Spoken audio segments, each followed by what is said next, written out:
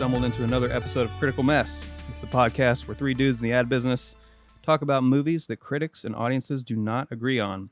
You are loaded up here for episode 10. I am Nick Honeywell. I'm here with a couple other fellas. One's name is Grizz Griswold, otherwise known as Andrew. The other, Mr. Brian McCullough. We've also got our producer, Ben, here tonight. Gentlemen, excuse me, goodness. So excited. He's already so excited. guys. Whew, voice. I haven't had a voice crack for a while, but here we are. Gentlemen, what's up? It's great to see you all. We're back in action. Please say hello to our listeners here. What's going on, film people? This is Brian McCullough here. Episode 10. Let's see, where are we at? My 7th favorite movie of all time, Drive.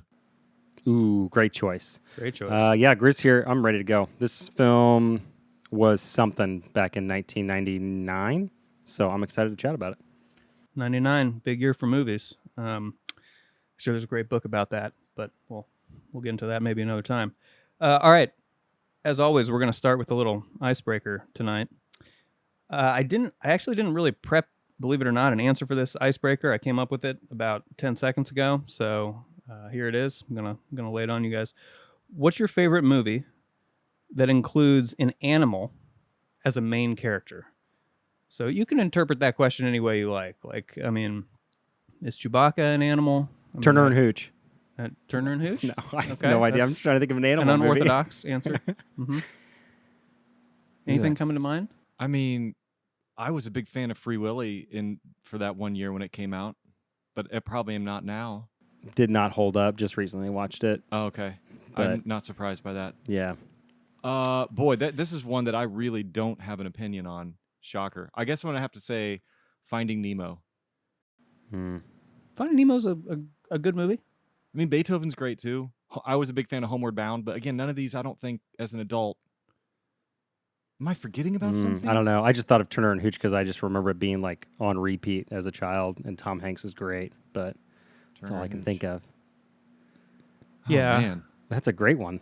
Actually, I don't like this question. Yeah. Terrible question. A thousand one. pardons, Brian. 1,000 pardons. How about you? I'm kidding. How about I'm you, kidding. Nick? Yeah, no, I mean, the thing that kind of jumped to mind for me was Babe. Babe was a pretty great That's movie. a good movie. And it's also one that I don't feel like, and maybe I just am kind of out of the loop with the audience for Babe, but people don't seem to really talk about Babe anymore. I just, it doesn't seem like kind of a well-known classic film to me. It's still quoted though. That'll do, pig. That'll do, pig. That's Yeah, I guess you're right. It's a meme from that movie.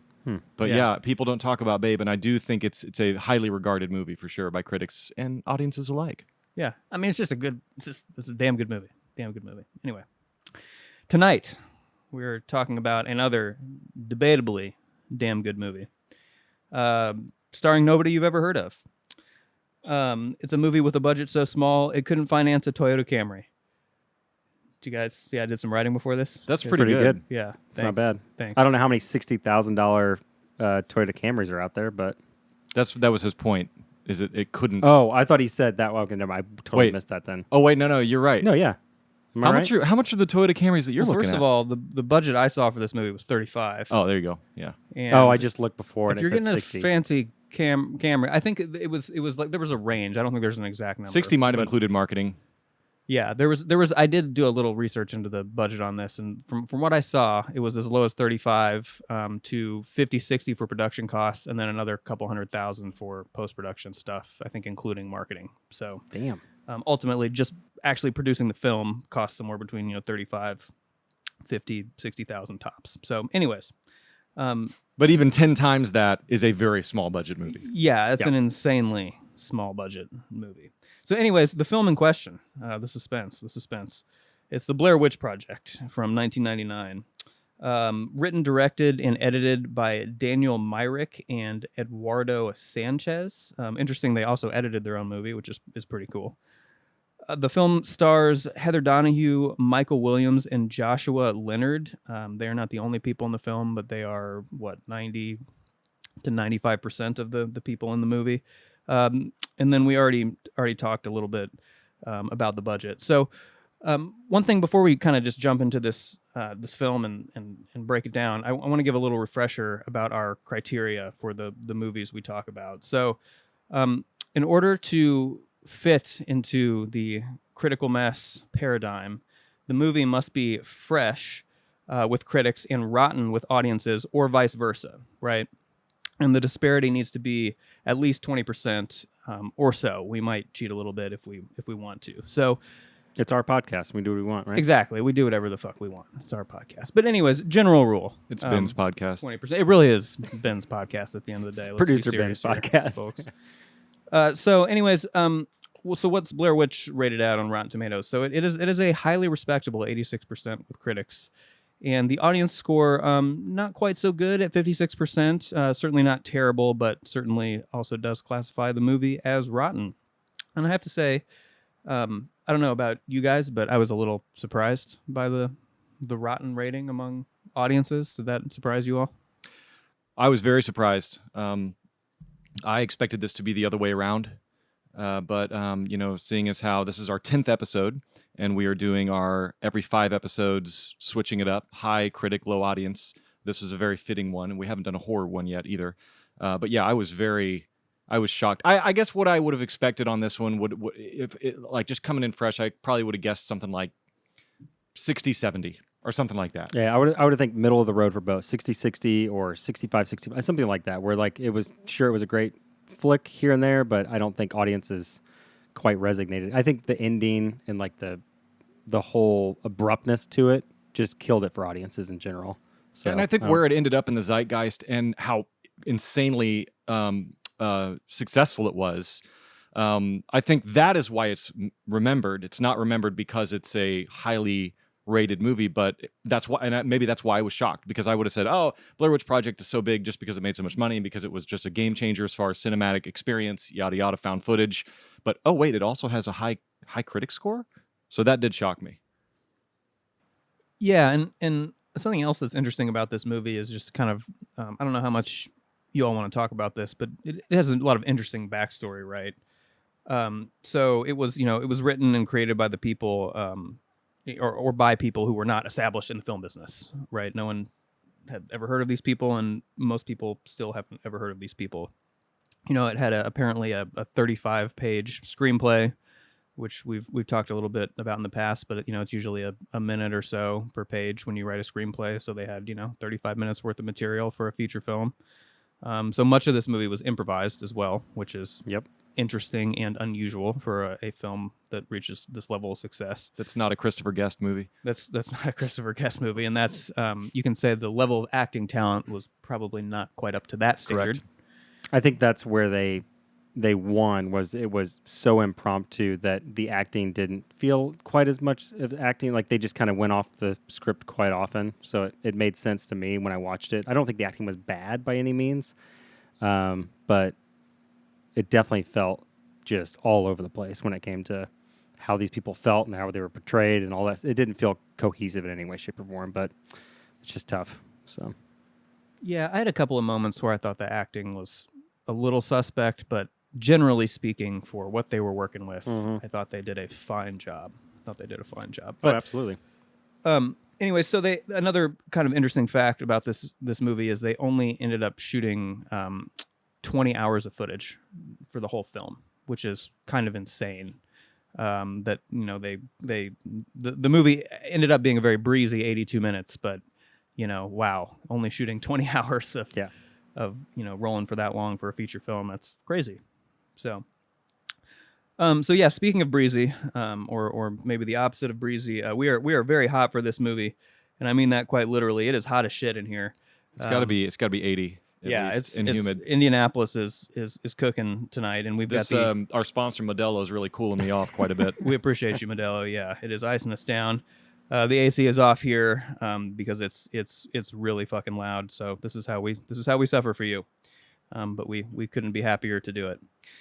So one thing I want to bring up too, before we really dive in here is just needs a shout out is the marketing for this film was obviously incredible for to achieve what it achieved, making hundreds of millions of dollars. So one of the things this movie did, and if you aren't familiar with this film, by the way, we're going to be giving tons of spoilers. So this film will be completely ruined for you by the end of this episode if you've never seen it. So, but anyways, the marketing was very, very good. And when this movie actually came out, I remember I was in high school. And one of the things that was one of the marketing gimmicks that I remember being so effective was when the movie first premiered, the actors were like listed as like deceased or like missing, like on the I don't know, remember on the poster or just in the promotional materials, right? It was marketed as if these were real people that had gone missing, and they, in a time when the internet wasn't really what it is today, it was kind of, it seemed a lot more believable. It wasn't debunked immediately. It was the real start of found footage genre, and I think that's where they made their big push. That was how they marketed it, and they went hard into the paint. Even early 1999 internet days, they used websites and missing person ads and stuff like that in the paper. It was very guerrilla style marketing, which I thought was impressive. I was only 12, 13 at the time and saw it in theaters because my best friend snuck us in. His sister worked at the theater, so we got to sneak into a lot of R-rated movies early on. So seeing this, I was shocked to shit when I saw it in theaters, and then I was like all over the internet because my friend had good speed internet back in the day. So it was neat to like be a part of it and like experience it at a young age, and felt like I was part of something that I shouldn't have been a part of at that young. But now watching it years later, I think it still holds up a little bit. I don't think it's as bad as people think or as dated, but it just depends on how you look at it. Do you guys think like young people could watch this and still be as shocked if they thought it was found footage like we did back in the day without all the hype behind it? If it was a 20-something-year-old person or a teenager nowadays? I think so. Okay. And I say that because my neighbor, so my son hasn't seen it yet, but one of his good friends, same age, she saw it and it was very scary to her. So there's anecdotal, but I would say you hit it with the internet, man. The internet, this movie came out, the timing was perfect for this movie to come out because the internet was blowing up, but it was not standardized. It was the Wild West. It was, you didn't know what you were going to get when you went to the internet at that time in '99. If you guys can transport yourselves back to junior in high school or middle school or whatever it was, the internet at that time was not the tool that it is today. It was a source of entertainment. You did not use the internet to accomplish things unless you were some sort of niche, scientist or something. I don't know. Or at least I didn't. The internet was there just completely as a novelty and for lots of naughty things too. And, so the Blair Witch came out and the marketing with the internet, man, that's what did it because word of mouth, this movie had a huge amount of word of mouth in addition to that sort of guerrilla style marketing. Yeah. And I think as all of us being in marketing, we can appreciate, just the lightning in a bottle that movie was. And man, but I also at the same time, I don't want to say that it was a gimmick because I haven't said what I think about it yet. I will shortly, but the movie holds up on its own, I think. Yeah, I guess they had gone through the whole festival season, and somebody at that time bought the movie from them to go ahead and market. And so they got a little bit of a marketing budget that was somewhat standard. So they had some money to market it. But to be that aggressive and that young in the industry and be like, no, we need to use this now to our advantage, the internet. So I think that, I don't know, it's so interesting. I think it's fun because we're in marketing. So it's cool that this became such a thing. Man, if you can create a product that just uses word of mouth as its primary mechanism for marketing, that's gold.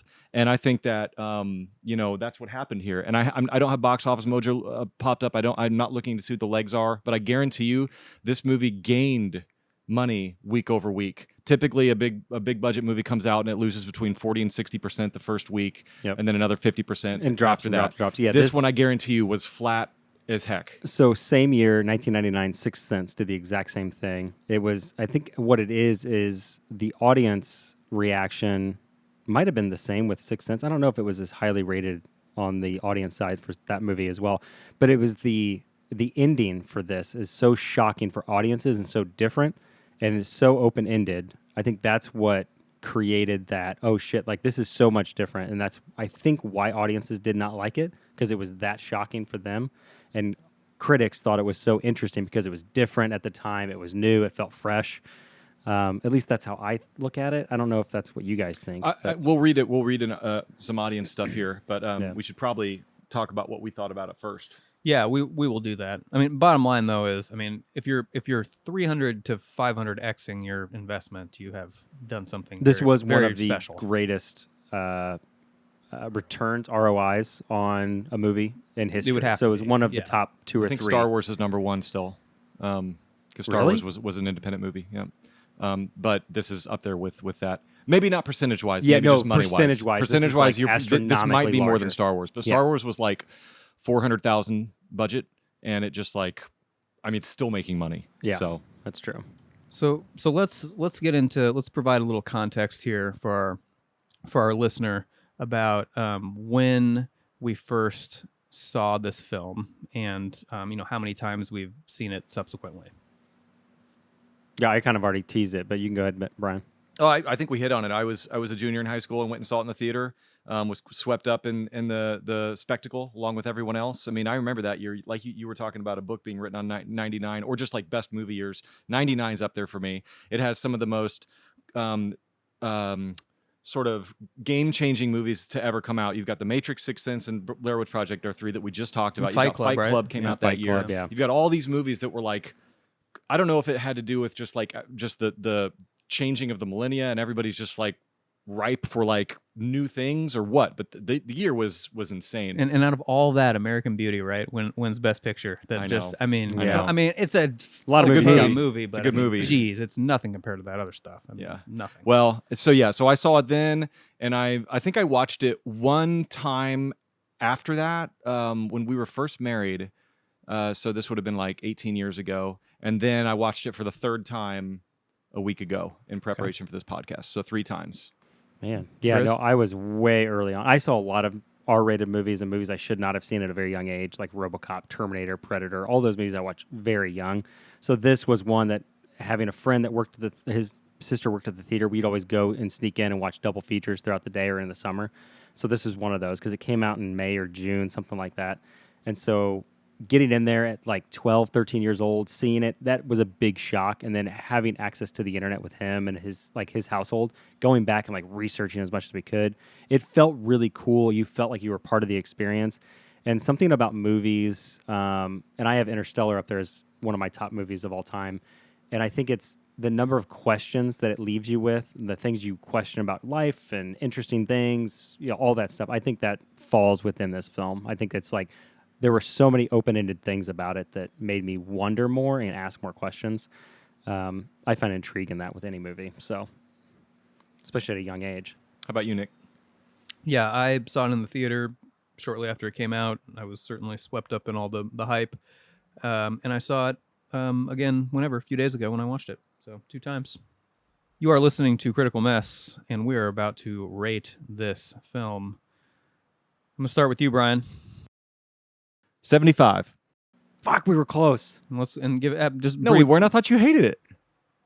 Oh, Well, let's get some brief rationale. okay. 75. I am rating it that because I respect the movie for 2 reasons that I hold with such high regard that they just boost that number. Like just those 2 reasons alone would almost make it like a 90 for me. But then I have to take it back a bit because I lose immersion a little bit on a couple points, and also, is it even a movie? So that's a question I have. What the fuck is a movie?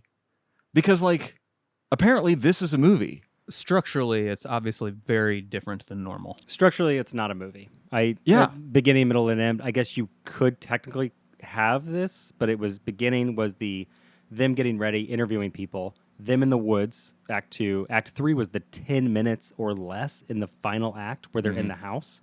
So for me, it's structurally maybe there. It is a movie, and Yeah. because I say that kind of in jest. I guess what I'm saying is like there's just not quite enough there. And clearly, I've only watched it 3. Yeah. I would have only. Same. I've if only it wasn't watched for it a this few podcast, times. I would have only seen it twice in my life. And like, really, how good of a movie is it? If I'm, you know what I mean. So, I think it's kind of a one-trick pony.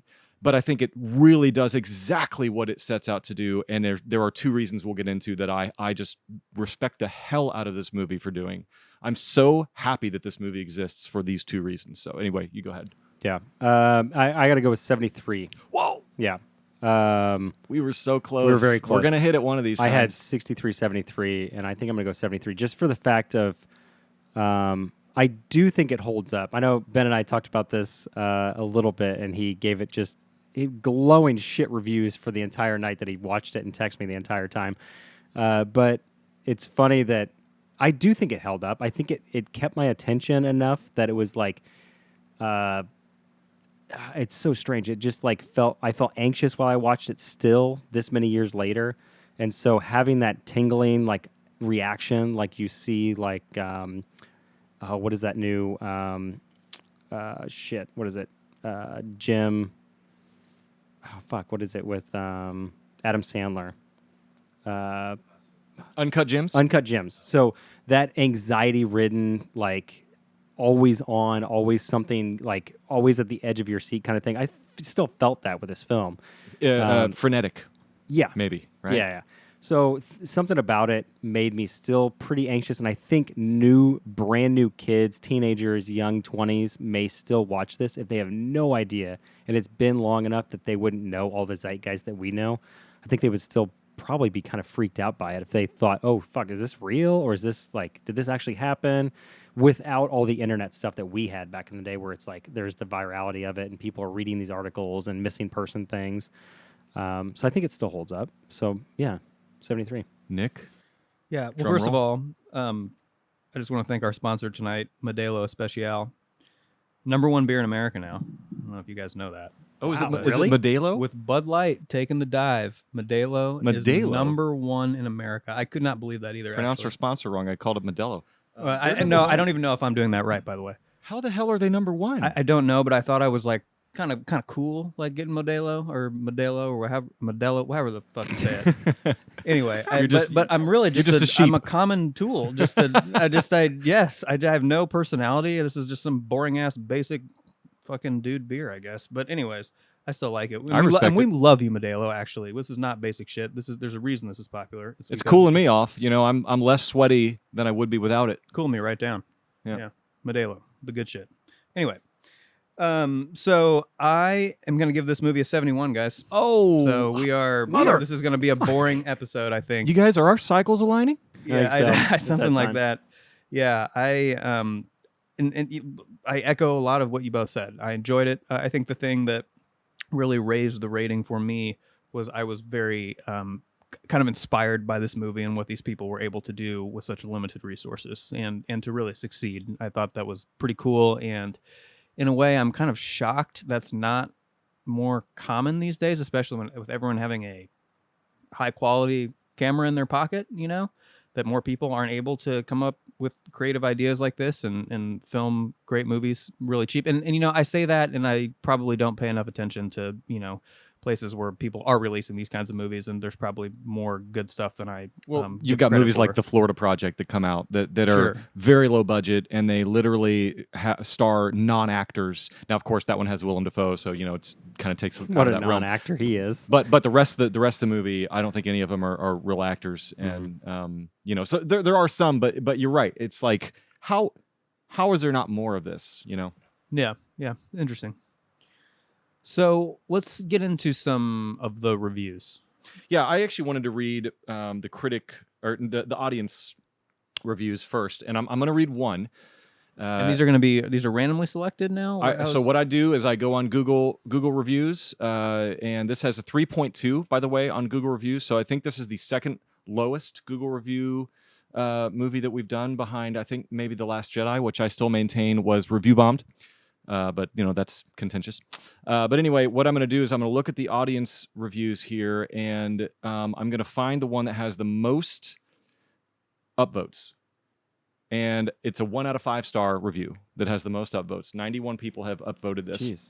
And I think this was posted 2 years ago, so I'm assuming that's when the person watched it. And you know, this is probably a young person, but so anyway, they say, I spent about an hour and a half sitting around in my living room on Halloween waiting for anything to happen. Just when I thought I was coming to the big climax at the end in the house, nothing happens. Big surprise. So, first of all, that's a false statement because everything happens at that moment.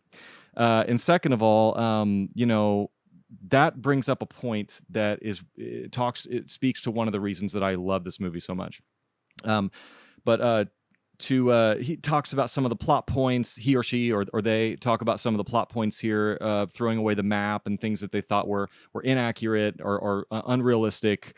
And then I've never seen Blair Witch Project 2, but if it's anything like this movie, it will be equally bad, if not worse, because I would have to waste another 90 minutes of my life. So the sentiment here is that nothing happens. And a bunch of people vibed with this. They feel like it's a non-event movie. Nothing happens. There's no huge spectacles that happen. And that is true.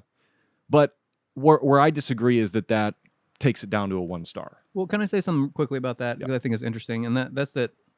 So this movie's only 82 minutes, right? And even though it's one of the shortest movies, features, I mean, as short as it could possibly be, it requires kind of an inordinate amount of patience to watch, which is kind of strange. And I think that in a lot of ways that makes this movie not particularly well made for this generation of TikTok watchers that require a 3-second dopamine hit. This movie will not give you that. This is not for the TikTok crowd. No. Yeah, so there you go. I'm scrolling through these. There are actually a lot of 5-star audience reviews here as well, but the ones that are 5-star don't typically have a lot of upvotes. So it's like everyone's just sort of agreeing with the nothing happens mentality here. So I think, and I would argue that's probably why this is a 55. This is not a 20. We got to remember, this is a 55. I mean, it wasn't universally hated by the audience. It just was generally disliked, I would say, by the audience. It's not one of those like The Last Jedi, bunch of people hated it. I think most people just didn't connect with it. They didn't see what there was about it, or it didn't really check those boxes for what is a movie maybe for them. And can we really quick, I realize we're kind of remiss that I probably should have done this earlier, but I think we need to set up a little bit and talk about a little bit what this movie is actually about. Because if you're coming into this and you have not seen this movie, you're probably, what the fuck are these guys talking about?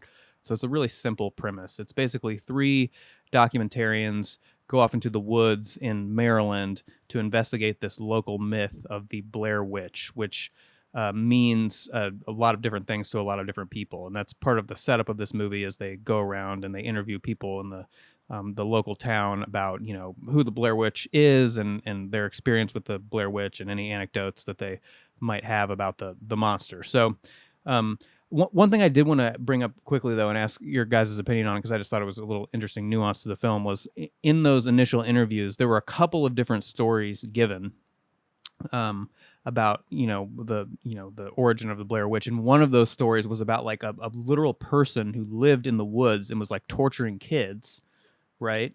But then like came down from the woods one day and like admitted to doing it, and then was I don't know, hauled off to jail or something. So I think I'm just curious, where, and I think this was a very intentional blurring of fact in fiction. But was the intent there that the Blair Witch like inspired this guy to do all these horrible things? Because there were much older stories about the Blair Witch than I thought, what was the real origin of the Blair Witch in your guys' opinion, I guess, is my question. Well, in my opinion, I would say that they did not answer that question. Yeah. I would say that they kept it realistic as far as how people would sort of mythologize something with several different origin stories. I would say that it would be less realistic to me if everyone was telling you the same story. To me, the fact that there were these different accounts and they were drastically different from each other, I think that was a really clever move on the part of the filmmakers, and then they never answered it. So I've not looked at theories, I've not researched this movie, but in my opinion, that was intentionally done, and it was left open just to be as realistic as possible. Yeah, so I read about this a little bit, and so they had gone back and reshot all that, the townspeople interviews, because they screened the movie without it, with that ending that it has, and people were like, what the fuck was that? Why was he in the corner? What was the point of this? What is this all about? All that stuff. So they went back and like added these little tiny snippets of town people interviews to give it a little bit more backstory and give little tiny hints that if you caught it or you remembered anything, that then you're like, oh, that's where the handprints came from. That's where the kids, because they're all handprints from kids, because they're all lower half of the wall and lower. And so that's where all that comes from. But what was the guy's name? So there was like a townsperson from like the 40s or 60s or something, like Rustin Parr was the name that they mentioned. And so he lived in a house in the woods, and he was the one pulling these kids in and murdering them in masses or whatever, in groups, and saying, you stand in the corner, I'll murder this one, and then you're next, and then whatever. And so I think that's where I believe that the second, third, fourth, however many sequels there are, they go into that mythology with that guy and hundreds of years earlier with witches and all that stuff. But I think that was perfectly paced or perfectly like written when it came to how they wrote the story and like giving just enough hints to be like, oh, that's kind of dark and twisted. Like you can see the handprints all over the walls, and as you get further in the house, you see more and more of them as the basement goes down and stuff.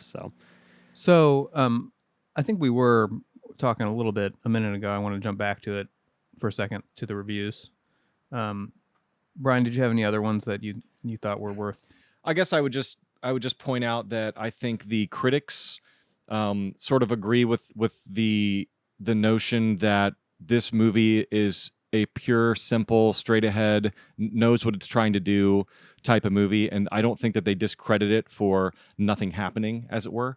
So a couple snippets here are where is it? Washington Post.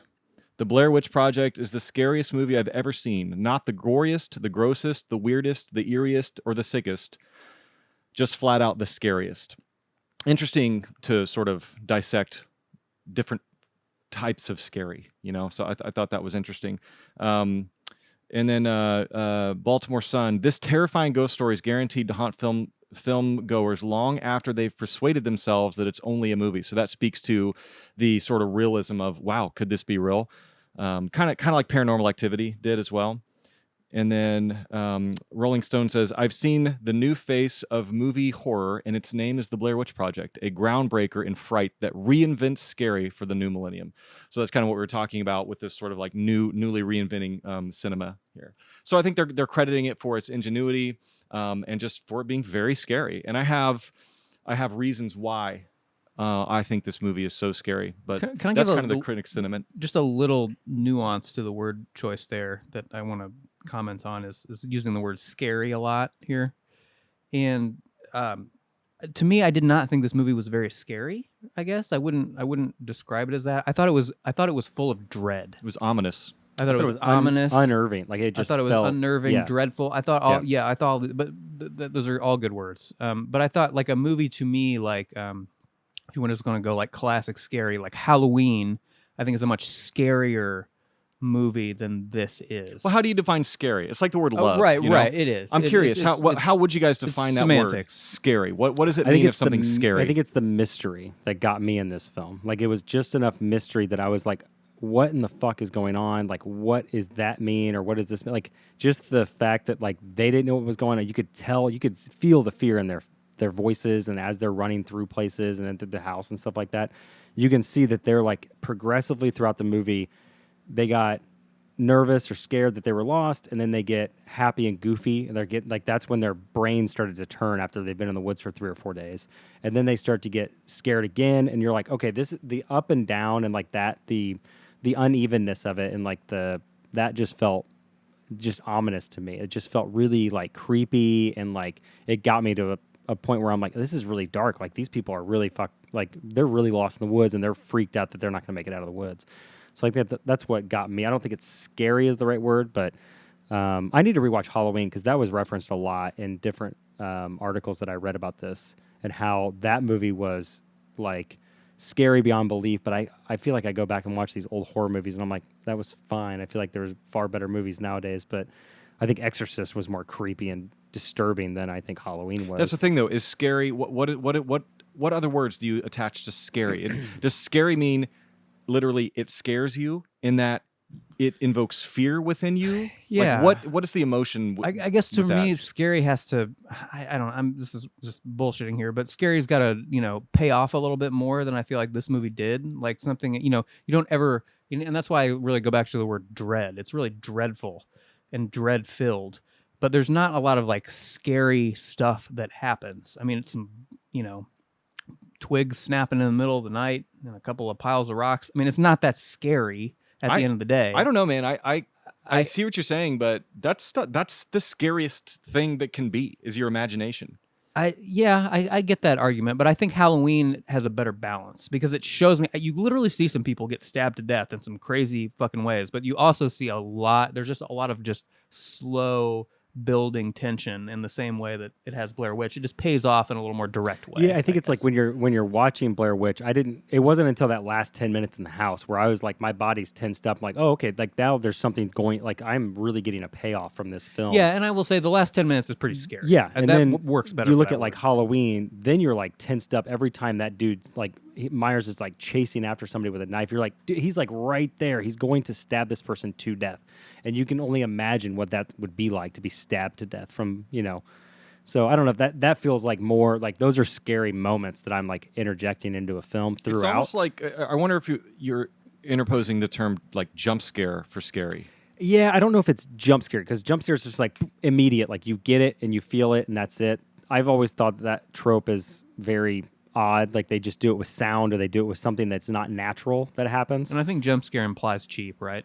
Yes, generally. I think so. Scary is. Well, I guess what I'm getting at is like you guys are kind of talking about like when you're talking about direct payoffs or like things that like that hit you. To me, that's like an action happens that you react to. Somebody gets stabbed. This happens, and like when nothing happens, to say that there's a lack of being scared there, I guess where I'm pushing back a little bit is maybe that word has gotten sort of misused or dumbed down a little bit. Like I said earlier, the word love is just thrown around and not really meant the right way. But like scary to me, I think this movie is scary through and through from the beginning to the end. We're just totally playing semantics here. It's very semantics, but I do want to say that this movie is like to me, I would say one of the things I love about this movie is how scary it is. Sure. So, and that's just my opinion. Like you may only think it's scary for 10 minutes, but I think it's scary from start to finish. And this is this is very very nuanced discussion here. But let's go a little bit more into that. I want to talk about a little more. I don't think we've quite got to all of the reasons why we really like this movie because we did rate it, all three of us, pretty highly, pretty fresh.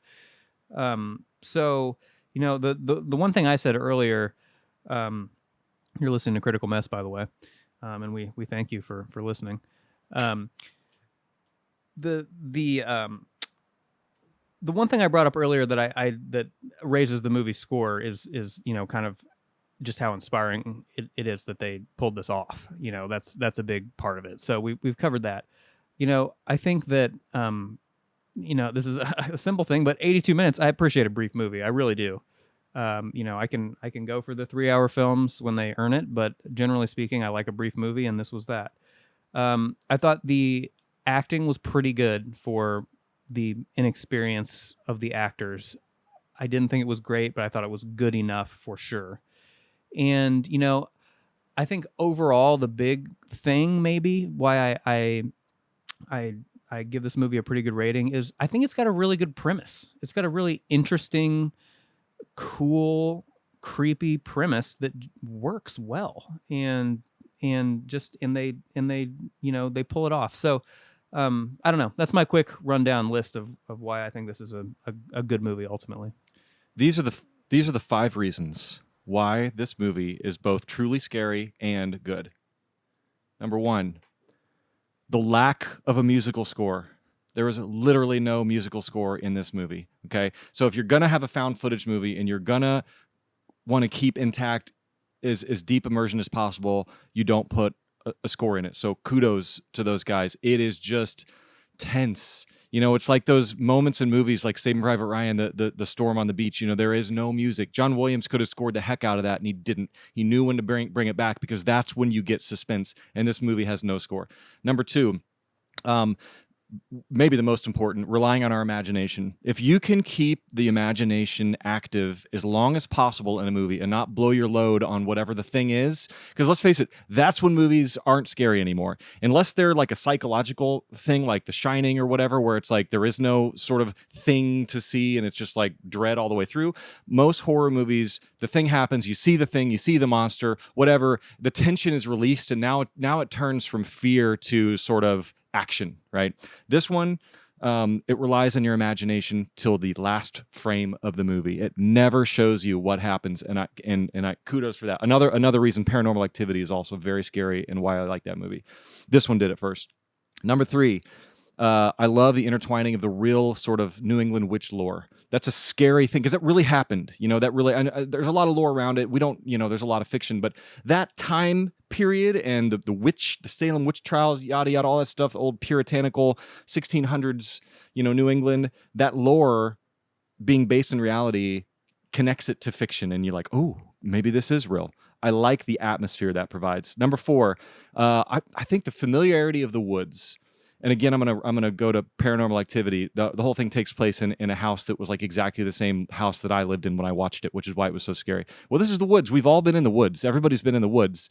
This isn't on a spaceship where we're sort of disconnected like Alien. Great horror movie, one of the best, but it's on a spaceship. I don't have any real world connection to that, so I'm not really putting myself into that movie as much as I am in Blair Witch Project. I can see myself walking in those woods. And one quick thing about that. Please. It's hard to get more primal, right, in terms of primal fear than being lost in the woods. Yeah, right? we're all 90s kids, so we know for that 100,000 years, fucking human beings have been terrified of being lost in the woods. Like that, it's hard to get more primal than that. Absolutely. So, yeah. Absolutely.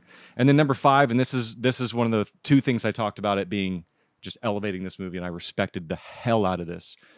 There are no jump scares in this movie. None. 0 jump scares in this movie. And this is a movie that could have been all jump scares. There were none. And that makes the tension continually escalate. It's like my Tesla.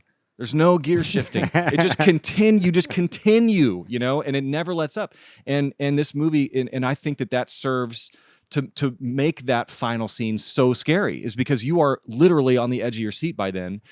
And there's a perfect, this is the last thing I'll say on this little diatribe here, but there's a perfect spot about, I don't remember exactly where it is in the movie, but there's a perfect spot where they could have put a jump scare. It's about an hour in, at the hour mark. It's completely black. They're running away from the camp. There is a moment where I thought to myself, this is going to be, there's no way this is not about to be a jump scare. And it wasn't. It just cut to the morning. Yep. And I'm like, that never would have passed like a studio execs. They would have been like, nope, you got to put a jump scare here. We got to have audience reactions, people screaming, but they didn't do it. And God bless them for not putting those cheap jump scares in there. Yeah, I think it was a very good execution on an original idea, at least at the time. And producer Ben's going to like this because the DP in that chase scene in the dark, they were supposed to cut to the left. I don't know if you read about this, but they were supposed to cut to the left as they're chasing after what's her name.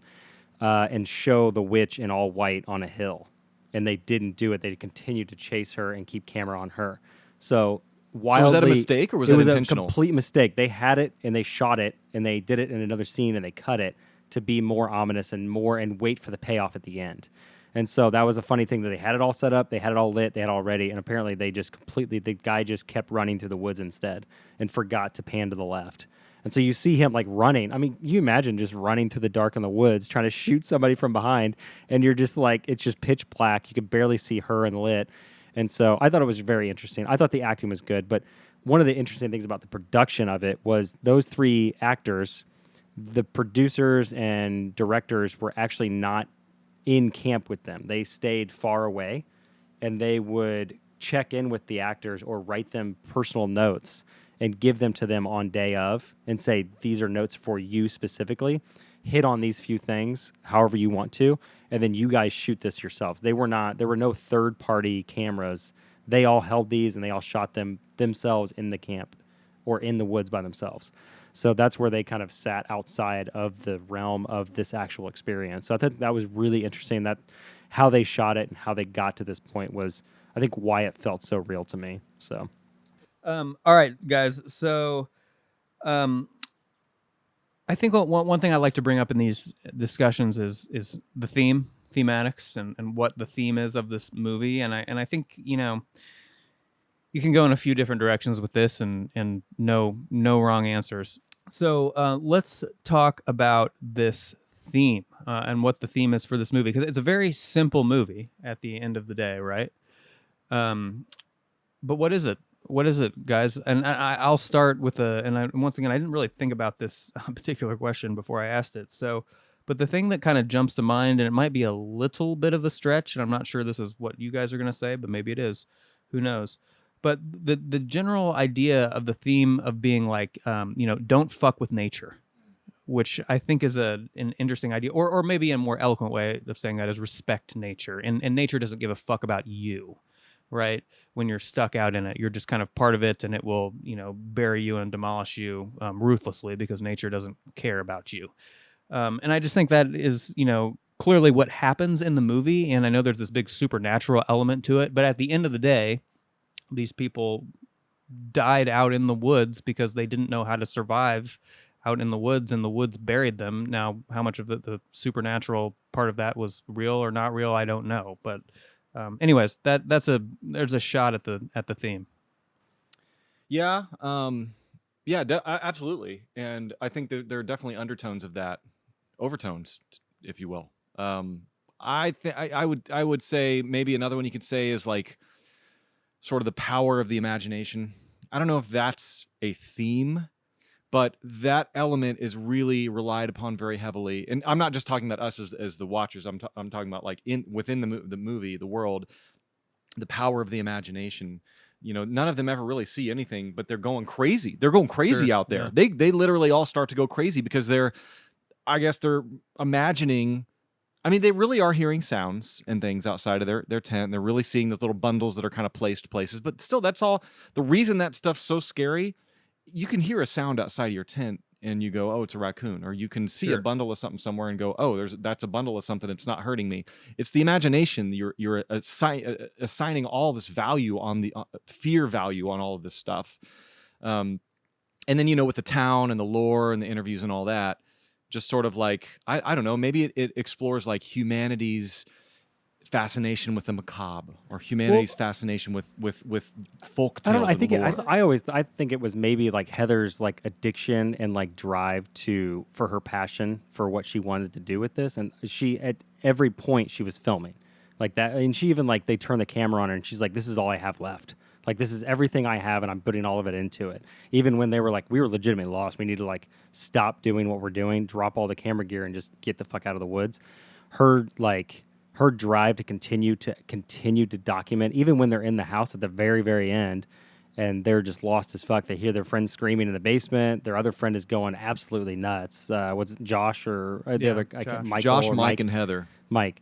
So Mike is like losing his mind in the woods, and he's running through the house at top speed, like completely ignoring Heather. I think that's where my theme is just her losing herself in her craft.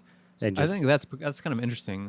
That was an interesting point in the movie, when she was kind of like, "It's all I've got." Yeah, I thought that was an interesting. That's what she's holding on to yeah. is the last thing that she knows she's going to live for, and like, yeah. I think there's something to that. I also think there's something to the imagination thing. And let me take this even a step further. What if this whole movie, what if like intentionally was all bullshit imagination? The whole, because you don't see anything. You really don't. What if the very end of the movie, that really tense scare when they're running through the house, you don't see anything chasing them? That's a good point. Like, what if they knew the story? They knew this. What if they're just acting out? Yeah. And they're like, this is what should be happening because we heard this crazy story. And you think so they just had psychosis? Oh my God, that's brilliant. Their minds have just completely melted to the idea, and they just have gone through. Well, they've already given us the setup for that payoff, because we've sat there and spent an hour and 10 minutes watching them devolve and descend into madness, being not malnourished, sleep deprived, freaked out, alone, isolated. And so, they literally get to the point where they're like, one dude throws the map away. They start they have drastic behavioral changes, like bipolar almost, and they're acting more and more erratic. Hell, they come across this house Sure. you could Your definitely make an imagination argument that they could completely- psychologically yeah. broke down, and that's Yeah, what happened. that's the Because all she house. does is drop the camera. You don't Right. see Yeah. Right. anybody. Yeah. Right. Oh It man, might just be Just black out from exhaustion. Yeah. that's a really good take on this movie. The right other, That's there. the other, interesting. that's one that I've not actually heard or taken from this or read about, because a lot of them were, oh, it's supernatural. There is a witch. There is some type of hocus pocus behind it, or it's townspeople are like, these assholes are coming into our town to do a documentary. We're gonna go out in the woods and fuck with them, or we're gonna go out in the woods and take care of this, or show them that there's something here. I think one of the cool theories was the two guys they saw fly fishing were the last two they saw in the woods before they went. And so maybe those two were like, they were the Oh, they're just most fucking with them. interested, Yeah, and they were like, let's interesting. fuck with them. I like those guys a And lot. maybe by they the way. went off and they fucking murdered these kids in the woods because they're like, these asshole kids don't know what the hell they're talking about. Yeah, but So- think about it. But I like our theory way better. Well, no, so. think about it. Think about it. There's something to this because this is a found footage movie. We live in a world where there's not witches and supernatural things. Okay, that that What? that's not reality, right? So if this is supposed to be a found footage film based in our world, our reality, what's more likely that a bunch of kids kind of go out in the woods and just have a psychological breakdown, or that there's actually fucking a witch and a whatever happening? Yeah. The former. I think the former. Yeah. Surely. Yeah. I think there's a that's strong far argument more to be made. interesting. I think that's what's fun about this movie. There's 100 different directions you can go with it. The witches, the supernatural, the townspeople murdered them, or our theory we just literally just came up with 3 Modelos in. Or, there's a few other ways. Modelo. In Modelo, yeah, whatever. Modelo. Thank you to They'll our correct sponsor. us when they sponsor us next time. Thank you to our sponsor. Thank I you. got you, Modelo. But I think that's what's interesting about this film. There's a lot of open-endedness. I think that's what's kind of attached themselves to the zeitgeist of it. A lot of different theories or thoughts that you can discuss it afterwards. I don't know. That's what's interesting about it for me. Yeah, that's fair. Yeah. All right, guys. So something I think we need to do here is get to our classic and incredibly smartly a word, sure, smartly titled segment, Flip the Script, where we are going to discuss all the reasons why we didn't like this movie, and I think we've all got All three of us some have to. room. Yeah, we all three do, and I think we've got some room here because no one rated this a 95. So there are certainly some shortcomings to this movie, and I know we've touched on a few of them already, but either you guys want to jump in here with shortcomings for this film? One for me is, the shaky cam. I watched it on an 88-inch, huge screen, but even if it was on a tiny TV, like just I think one of the notes I had here was, for being a documentarian, she's the worst camera woman I've ever seen. She made no effort to, and I know that the camcorder wasn't what she was going to be using for the documentary, but it was horrendous. I'm like, come on, just make something be not shaky. I also had that note. Very Paul Greengrass. It was. Oh yeah, It was Paul hard to Greengrass. watch. Yeah, and he does I- it with like $50 million fucking dollars. What's his problem? The Bourne supremacy is a Almost travesty. unwatchable, but Yeah. sorry. Different debate. So that just made it hard to watch. She was really annoying, and I get that she had to exposit and she had to be sort of the personality that everyone reacted to, but they needed to dial it back just a little bit on her. Those two things were grating to me a little bit, and maybe those are reasons why I don't rewatch it very often. And then I guess I would just say, I talk a lot about character arcs and about sort of subtext, and I don't know, there's a lot that can be in a movie: anti-heroes, heroes, villains, things, and just things that make a movie that you think of it with a movie. And man, this is very sparse, and I can't put a number on how I would take away from this movie. I can't tell you that took 10 points away from the movie or whatever, but it's just enough to make me deduct. That's as nebulous as I can be on that, I guess. I don't know. That's really it for me, as far as things I did not like about the movie. Yeah, I think it was definitely the shaky cam. I tried to watch this a few nights ago. I got about 15 minutes into it before I passed out because the shaky cam was insanity, and I fell asleep and I rewatched the whole thing the next night. So then it slowed down towards the middle half, and then at the end it was just all shaky cam after that. That was a big one. Acting points I thought was pretty damn good for 3 brand new actors. There were only a few spots where I'm like, why is he acting that way? Or what, the way he portrayed that, like when he was like, oh, I kicked the map into the river. It seemed so weird and forced that he was laughing about it, and it just felt really awkward and pushed.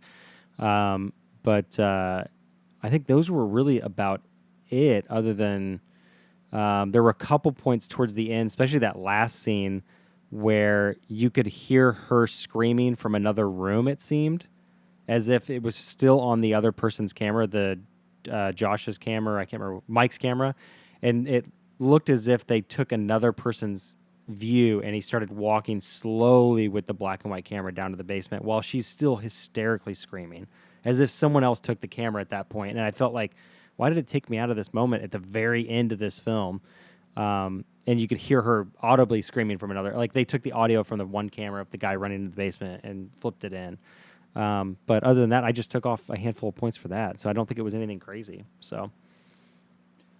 Yeah, I definitely took off a few points for, I mean, just kind of toward the end there when Heather's apologizing, you can see like right up in her nose. Oh, know? That was just kind of gross. Yeah. That's grating. I feel like I could just see her brain, and it just wasn't pleasant for me. So that was minus like 15 points. Anyways, I'm kidding, obviously. Great camera work there. This is a really small nitpick, but I'm gonna say this is something that really did disappoint me about the movie. And remember, there was some talk early on in the film about visiting a cemetery, and that never happened. And they never found the cemetery, and that was kind of part of their getting lost. Was they never? I thought it really was the made stack to of that. rocks, because it was immediately, very soon after, they found like the multiple stacks of rocks. And I thought that was what they were talking about with the Yeah, cemetery. I think they did because I they had, did? I Okay. had that same All right. question because I watched it with April, and I'm like, why did they decide to go ahead and go home and they didn't visit the cemetery? And she's like, well, that was a cemetery, and I'm like, oh, The stacks okay. of rocks, right? Yeah, because they just decided, they were like, all right, time to head back, and Yep. it's like, you didn't accomplish your mission, but apparently they did. I guess that so- wasn't very clear. It wasn't I guess. very I clear. was just No, it expecting wasn't. like a like some headstones Yeah, and some kind of Tim Burton. Classic, really yeah, a rundown, classic like cemetery. creepy, old school, like Night of the Living Dead opening cemetery. Yeah, because type she had said thing. she scouted this out in some way, shape, or form, and she knew the 2 locations she wanted to go to first, like cemetery and then the house or something like that, or the old cave or whatever it's called. But yeah, I think that was what that was, the cemetery. at least. Another little nitpick for me. I could have done with a few less f-bombs. That started to get a little unrealistic. Like, Record breaker, right? good lord, like That's the only reason this is rated R. I love a good f-bomb. I mean, fuck me, I love a good f-bomb, but not 100 million of them. Yeah, it got a little abrasive there, even for someone who curses like a sailor, like myself. Okay, here this is going to deduct just a couple points, and I'm curious if you all had similar feelings or even thought of this. Maybe I'm off my rocker here, but I feel like this movie ripped a little bit from the original Texas Chainsaw Massacre, especially with the opening. I thought the opening was like just some text on screen, no music, just super ominous. That's just kind of an unusual thing to do in a movie, and I know right off the top of my head, I can't come up with another movie that opens like that. I'm sure there are other ones, especially horror movies. But anyways, that was a very Texas Chainsaw Massacre thing to do. I think Texas Chainsaw Massacre did it first, but I'm not going to rip this movie for doing that because it's a found footage movie, and if your part of your viral marketing is that it really actually is found footage, then you better not have any studio logos or credits at the beginning. And I thought it was very interesting. They had nothing, not so much as a produced by or anything. It just went straight into that text. Again, they weren't the first to do it, and you're right to call that out. But I think they didn't really have any other choice, and I laud them for doing that. Yeah, this one had just the end credit. I remember that. I wanted to clarify that because they had like the black screen with the big long description of who the producers and stuff were, and then it went into a clean cut producers, directors, writers, all that stuff, actors, and that was all later. So what they showed in the theater was just that quick black screen with the long text, and it just showed the producers and whatever, as if it was a documentary found footage. Like they found it, cut it together, and they did this for us. And then all the rest of it was just added on much later. So I'd love that. Very part. smart. Yeah. Very smart. You're listening to Critical Mess. We talk about movies that audiences and critics don't agree on. Tonight we're talking about Blair Witch, and we're kind of wrapping it up here. Big thanks to our sponsor, Modelo. So we have flipped the script, given our ratings, given some reviews. We've done, we've kind of run the gamut here. I guess we'll do a brief rapid fire section here, very poorly titled rapid fire section here, but just a couple of brief observations, and if you guys have reactions, then please. So Heather looks a lot like someone to me, another famous person. And I'm not going to say anything more than that. But did Heather remind either of y'all of any other famous person? Look pretty similar? She sounded exactly like somebody to me, but she did not look like somebody to me. I'll say who she sounded like. Please. This is really, I'm sorry, this is like esoteric or whatever, but she sounded exactly like Susan from Seinfeld, George's wife / fiance who dies. Mm-hmm. They sounded exactly the same, but that's it. That's the only connection I made with her. Not a Seinfeld guy. Sorry, guys. No. Maybe one day I'll watch it. Maybe we'll forgive you someday. Maybe. But Riz, anyone come to mind? No, actually. Okay, sorry. And this is super random, but she looks to me exactly like. Do you guys remember Ronda Rousey? Oh The UFC fighter? Yeah. Oh yeah. I can looks see that. just like Yeah, I Ronda can see Rousey. I thought she was gonna beat that witch's ass, but that never Kind ended of up the happening. round face, kind of. Yeah, I can see. Yeah. They just look similar. Another thing. This is just a little thing I thought was interesting. But the fact that and this is like, is this like an ultra amateur move, or was this actually kind of like a savvy, smart move to keep them kind of in their element? But all the actors in this movie, or the three main actors, use their real names in this movie. I did see that. I didn't know that. Yep. Was that a good move? Was that like I said, was that an amateur move? I think it was a smart move on their choice. For one, amateur actors, it makes it easy for them to not mistakenly, especially when they're doing that much footage randomly. And then, as they said, like for production, if all the producers and directors are outside of the scope and they're just kind of letting them live it, then that was a smart move to say, don't try to come up with new names. Feel the fear. We'll mess around with sounds and noises. I guess they ran around with a boombox in the woods and made noises of children and deer and animals and stuff while they slept at night. So I think that was part of it. So I think that helps to the aspect. I think they did it on purpose for sure. Yeah, agreed. I think it lends to the immersion. If you want your characters to feel immersed, make them use their real names. Maybe they'll start to get legit scared, and you'll capture that on film. Yeah, I think that was probably intentional and probably smart. So one thing, this was just a random thought I had in my notes, and I cannot believe I'm actually asking for this in a movie, because 9 times out of 10, or probably more like 99 times out of 100, there's usually too much of this shit clouding up my movies.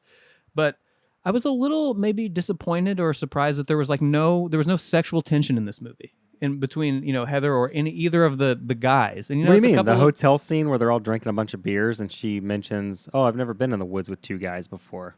Yeah, that was the only moment, but I was like, really? There's nothing else? But that one guy said he had a girlfriend, and then, yeah. In another movie, they would have ratcheted up the tension by making there be some sort of like rape possibility or something like that. Or something, I mean? If this was made in 2007, 2008, absolutely would have had some type of... like guy would have gone like full creep show. Yeah, I'm just saying, if everyone's losing their shit and you've got 2 guys and a girl in the middle of nowhere and they're starting to go crazy, like I can see them going that direction with it. I respect them for not going that way.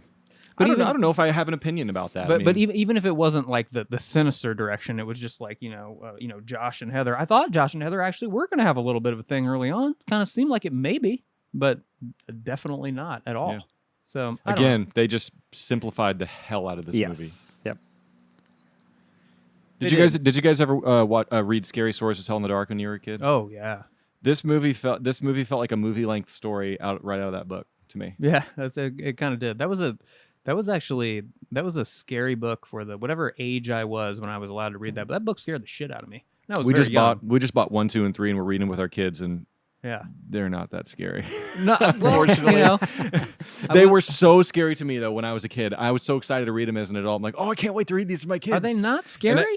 Most of them aren't. There's a couple that are interesting, but they all have like almost the exact same gimmick. Like something happens that's impossible that it happened. Well, or you know something. what was actually part of the scariness and the creepiness of that, but was the artwork. The artwork Is is on point. super creepy. And again, I'm not detracting from those books. They're classics. I love them. They're great fun. They're not as scary as I remember them, but they're still great.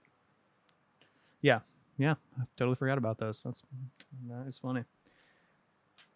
Okay, did you guys have any rapid fires that you wanted to? That was mine. To The shoot scary off here. stories Yeah. was- Any Grizz? Anything else? I mean, yeah, Ben, Yeah. jump in. What movie scares the hell out of you now? Oh, Paranormal Activity. Every time I watch it is the scariest movie. Really? Paranormal Activity. The Shining is up there for me. Yeah, it's those two that scare me. Alien is also pretty scary to me. Yeah, you're gonna hate me for this. Ha- But I have sorry, not Halloween. seen Paranormal Activity. You haven't? No.